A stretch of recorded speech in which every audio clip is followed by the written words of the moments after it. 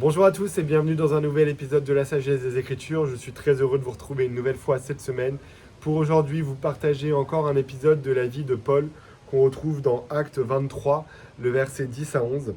Donc Paul avait été jeté en prison parce qu'il continuait à prêcher les paroles et ça ne plaisait pas aux dirigeants de l'époque. Et donc on peut lire dans les versets, comme la discorde allait croissant, le tribun, craignant que Paul ne fût mis en pièces par ses gens, fit descendre les soldats pour l'enlever du milieu d'eux et le conduire à la forteresse. La nuit suivante, le Seigneur apparut à Paul et dit: Prends courage, car de même que tu as rendu témoignage de moi dans Jérusalem, il faut aussi que tu rendes témoignage dans Rome. Alors, j'aime beaucoup cet encouragement que Dieu a donné à Paul, et je voulais le mettre en parallèle à ce qui s'était passé avec Pierre quelques chapitres plus tôt.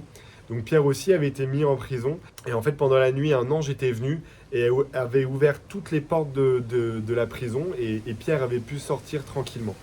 Et en fait, ce qui est intéressant ici, c'est de voir qu'en fait, Paul, il est dans la même situation. Il a été mis en prison aussi d'une manière injuste. Mais cette fois-ci, le Seigneur, il ne va pas libérer Paul. Il va juste lui dire, sois patient et sois persévérant, parce qu'en fait, j'ai besoin de toi à Rome. Et en fait, qu'est-ce qui va se passer? C'est que vu que Paul, il ne va pas être libéré de prison d'une manière injuste, il va en appeler à César, et ce qui va lui permettre d'être du coup envoyé à Rome pour comparaître devant César directement. C'est une occasion qu'il n'aurait sûrement pas eue s'il avait été libéré.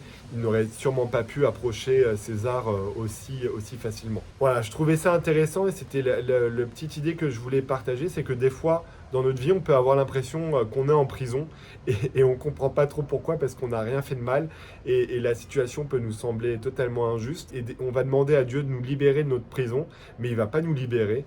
Et tout simplement, en fait, il ne va pas le faire parce que c'est nécessaire qu'on soit dans cette prison pour le moment. C'est nécessaire qu'on soit à cet endroit-là pour que plus tard, on puisse être à l'endroit où Dieu a besoin de nous. Donc, voilà, la petite exhortation et le petit encouragement que je voulais vous laisser, c'est que voilà, si vous avez l'impression d'être dans une prison alors que vous savez que vous avez fait votre maximum et vous savez que vous avez fait votre part de justice, ne désespérez pas, prenez courage comme Dieu a dit à Paul, parce que Dieu a besoin que vous soyez là pour un moment et après il a quelque chose de plus grand pour nous. Mais il y a cette étape, il y a ce passage un petit peu difficile qu'on doit pour l'instant supporter pour pouvoir accomplir notre destinée.